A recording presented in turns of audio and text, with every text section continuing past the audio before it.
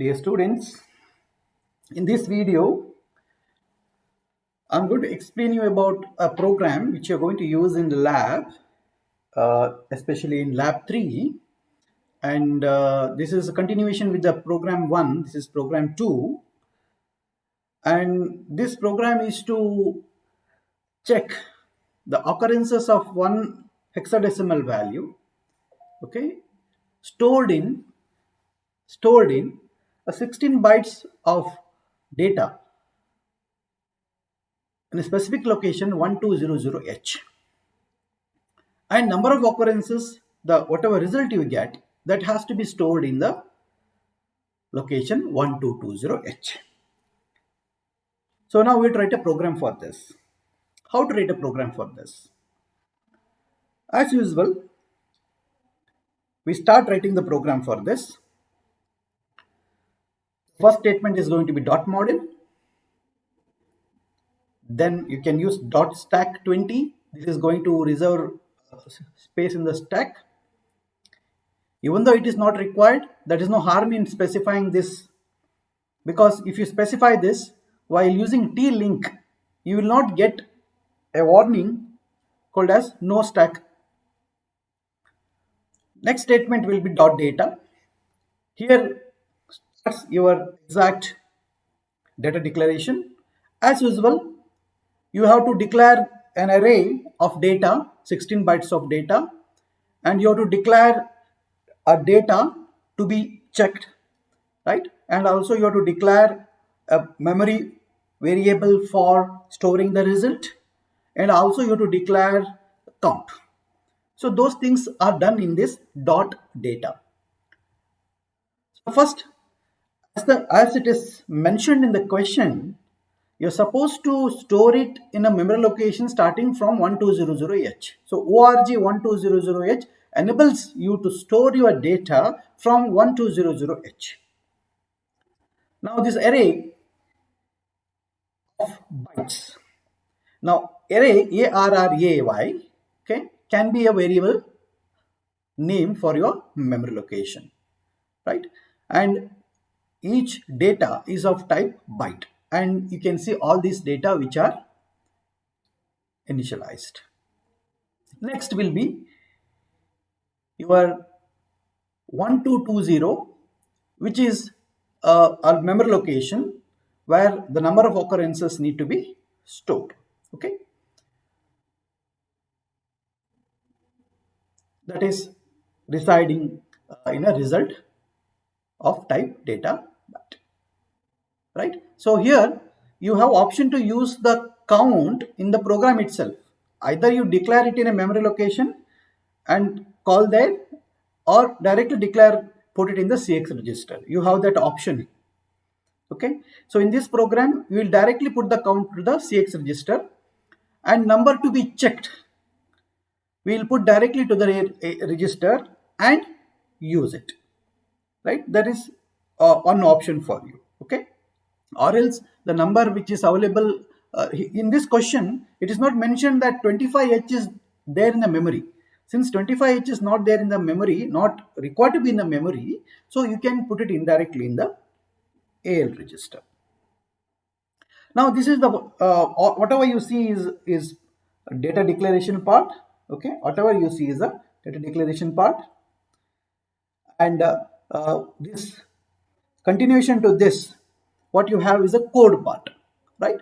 So then a count also can be stored here.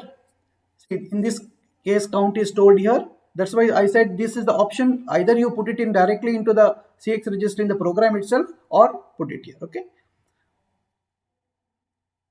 Now let us start with the dot code, right? Let us start with the dot code, which is now used to start writing the code here, okay? Now next, as usual, start, and immediately after that you use these two statements, very important, to initialize the DS register. This DS register needs to be initialized. So start initializing the DS register by using move AX comma data and move DX comma AX. Okay, so these two statements are important, it is required. Okay, and these two statements will come in every program where you are having dot data declaration.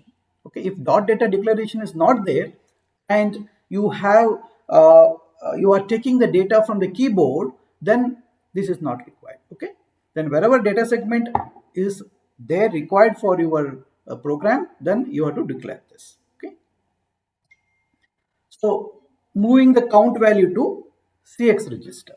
Okay, and this one is required for the loop statement, as you know, as we have informed you in the previous video or previous lectures, that moment you use loop statement in your program, so the count value, right, need to be put in the CX register. This is very important. Okay, now you need to have an index to access the data from the memory, right? Access the data which is stored in the form of an array in the memory, right? So index is required. Let us initialize the index from 0000h so that we will start from the beginning of the array location. Let us put the value to be searched in AL register. Let us put the value to be searched in the AL register, that is 25h. Now next, everything is ready now, right? So we are actually ready with the value to be searched. Our data is there, data segment initialized. Next, we need to compare this data 25h with the content of the memory, that is content of the array. For that, we use a statement called as compare statements. And this compare statements, what it does is, it will compare the content of AL register. Content of AL register is 25, right? And content of the first location of the array. See, this SI points to 0000h during the first iteration, right? So that means array of 0000 is the first value in the array. Now, that will be compared with the content of the AL register, which is your 25h. Now, what this compare instruction does, that's very important to know. This compare instruction, okay, you are definitely going to study it in a lecture class, wherever we study that assembly programming. Okay, this compare instruction, okay, is used. Okay, compare instruction is used to compare two operands which is given there. Okay, now what this does, this is making a subtraction of operand 1 and operand 2. This is operand 1, okay, this is operand 1, this is operand 2. What this what this compare does is, it will do operand 1 minus operand 2, right? Now the result of these operands are not important here. The result of this subtraction is not important, but the flag which is actually affected is very important, right? Flag which is affected is very important. Okay, that means if this both the numbers are same, if operand 1 is equal to operand 2, what happens? Result is going to be 0, right? Result is going to be 0. That means during that time 0 flag is set. During that time 0 flag is set, right? During that time 0 flag is set. That means flag is set. Okay, so now if the numbers are not same, okay, if the numbers are not same, if those two numbers are not same, 0 flag is not set. So you can use that 0 flag as a comparison. Okay, or else you can use whether first number is greater than second number or second number is greater than first number. All those things can be checked. Similarly, if first number operand is less than second number, okay, your carry flag is set. That is actually equivalent to a borrow, right? So those things are happening here with the compare statements. Now we will use compare, we will try to compare because we want to check whether this 25h is existing in the the array which you have declared, right? Now, next what you do, once you do this, okay, your flags are set. Now you check the flag. Okay, you check the flag. So to check the flag, you can use a statement jump on not equal. Okay, jump on not equal. If the result is not zero, if the result is not zero, that means the number 25h and the first location, the number in the first memory locations are not equal. When the number is not equal, what it should do, it will simply increment si and start comparing the next value. Yes or no?